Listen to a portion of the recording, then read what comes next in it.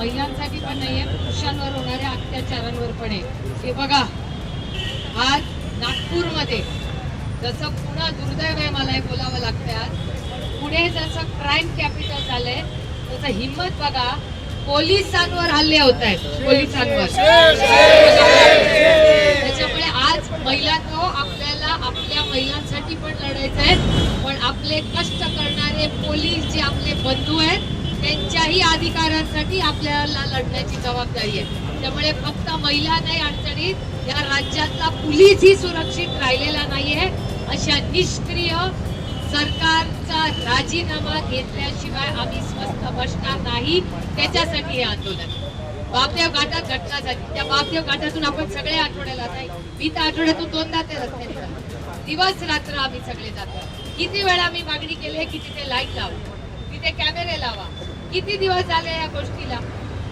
का नाही त्या नराधमांना पकडले आपण? आणि हे सरकार एकदा एन्काउंटर करतं. एन्काउंटर करताना काय बॅनरबाजी करतात? बदलापूर आणि या राज्याच्या गृहमंत्र्यांनी हातात बंदूक घेऊन फोटो लावले. मला त्यांना सांगायचंय, अहो तुम्ही गृहमंत्री आहात, तुम्ही मिर्झापूरचे हिरो नाही आहात. ही टीव्ही सिरियल हे वास्तव आहे. या राज्यातल्या लेकीवर सामूहिक बलात्कार झालाय आणि या सगळ्याला जबाबदार कोण आहे? ते ट्रिपल इंजिनचं धोक्याचं सरकार आहे. अहो पुण्याचा, मी तुम्हाला काय एक सांगते, कारण काय महत्वाचं आहे, पुणेकरांना माहिती असलं पाहिजे. पुण्याला रिंग रोड होतोय, आम्ही त्याचं स्वागत करतो, पण रिंग रोड हा 18,000 कोटी रुपयामध्ये होणार होता. आता त्याच्यात 20 कोटी रुपयाची भर घालून एस्किलेशन झाले आणि 18,000 कोटीचा रस्ता आज 40,000 कोटीचा होतोय. 40,000 कोटी आहेत. महिला सुरक्षिततेसाठी 1,000 रुपये कॅमेरा लावायला नाहीये. विचार करा, त्या पैसे जात आहेत कुठे?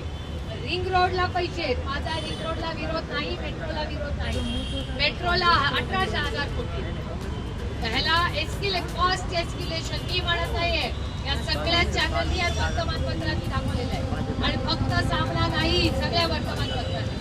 म्हणजे कॉस्ट एस्किलेशन मध्ये यांचा पुढाकार, कुठे मोठे कॉन्ट्रॅक्ट मध्ये सगळ्यात पुढाकार.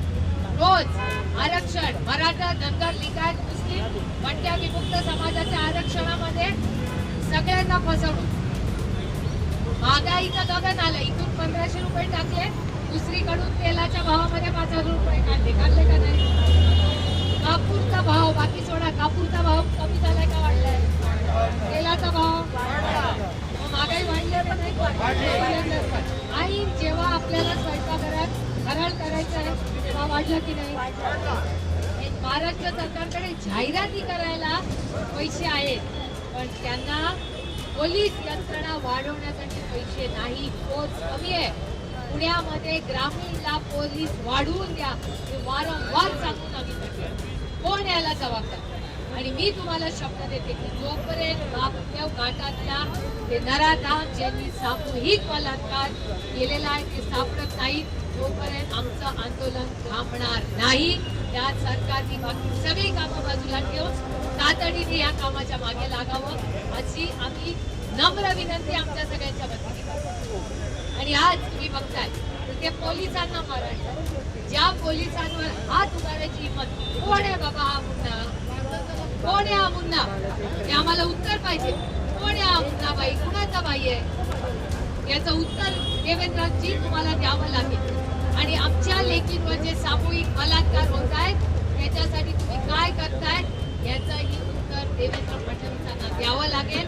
आणि देणं शक्य नसेल तर त्यांनी राजीनामा द्यावा. आमची मागणी आज की देवेंद्र फडणवीसांनी पुण्यामध्ये काय काय झालंय, ड्रग्ज पुण्यात 1 नंबर, टेकड्यांचे व्हिडिओ ह्याच चॅनलवाल्यांनी दाखवले, बरोबर? कोयता गँग बघितली की नाही? हा कोयता गँग सगळ्यात पुढे, ड्रग्ज मध्ये पुढे. कोण? तो पाटील, तो ससून मध्ये राहून जातोय.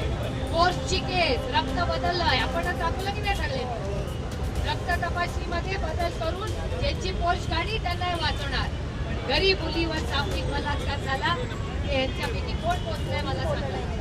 ना कोण बिर्याणी घेऊन गेला, आता पिझ्झा घेऊन गेला. हिट अँड रन केस पुढे, ड्रग्ज मध्ये पुढे.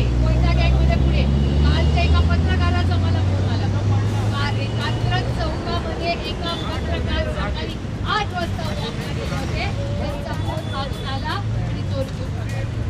ही कालची घटना आहे, पत्रकाराचीच घटना. त्यामुळे क्राईम कधी वाढतो जेव्हा आर्थिक अडचणी येतात आणि सरकार सांगतं की आर्थिक अडचणच नाही. मी तुम्हाला कागद दाखवते, माझ्या मोबाईलमध्ये आहे. आज या राज्याचं खातं फायनान्स मिनिस्ट्री म्हणजे की 2 लाख कोटीपेक्षा जास्त कर्ज झालेलं आहे. आता तुम्ही केंद्र सरकार किंवा आरबीआय मधून कर्ज घेऊ शकत नाही. आणि जर त्यांचं म्हणणं असेल सरकारचं की आम्ही खोटं बोलतोय, तुम्ही म्हणाल ती जागा, तुम्ही म्हणाल ती वेळ, मी तुमच्या बरोबर महाराष्ट्राच्या आर्थिक परिस्थितीवर चर्चा करायला माझी तयारी आहे. मी ओपन चॅलेंज देते, ओपन. कोणीही त्यांच्यापैकी बसावं, त्यांचा छोटा मोठा नेता कोणी असू दे.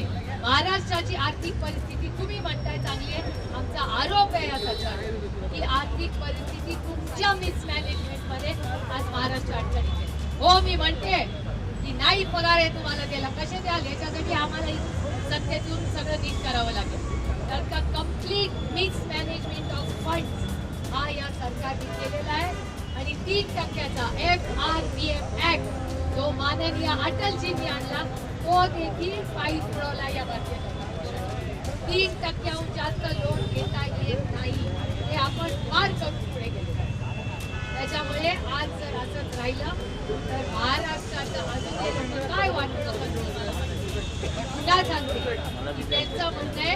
मी तुम्हाला 10 उदाहरणं दाखवू शकते की ते फायनान्स मिनिस्ट्रीने ऑब्जेक्शन घेतलेलं की हे होणार नाही. त्यांचा जे जे फायनान्स कडून येतं त्याला त्याच्या डब्यात टाकलं जातं आणि ओव्हर रूल करून सरकार निर्णय घेतं. त्याच्यामुळे पोलीस आणि मोठ्या कॉन्ट्रॅक्टर सोडा, कॉन्ट्रॅक्टर पण आपल्याला 40,000 कोटी रुपयाची मागणी कॉन्ट्रॅक्टरची आहे ती आज आपल्याला. त्याच्यामुळे या निष्क्रिय जाहीर निषेध करते. आणि जोपर्यंत बापदेव घाटात ते जात नाही, त्यांना फाशी होत नाही. आज इथे बसलोय, माझी विनंती राहील उद्या किंवा परवा तुम्ही सांगा, आपण सगळे पोलीस कमिशनर ऑफिसला जाऊ आणि तिथे बाहेर जाऊन जोपर्यंत विषय संपत नाही. पढ़ते रहिए fight against criminal daily newspaper.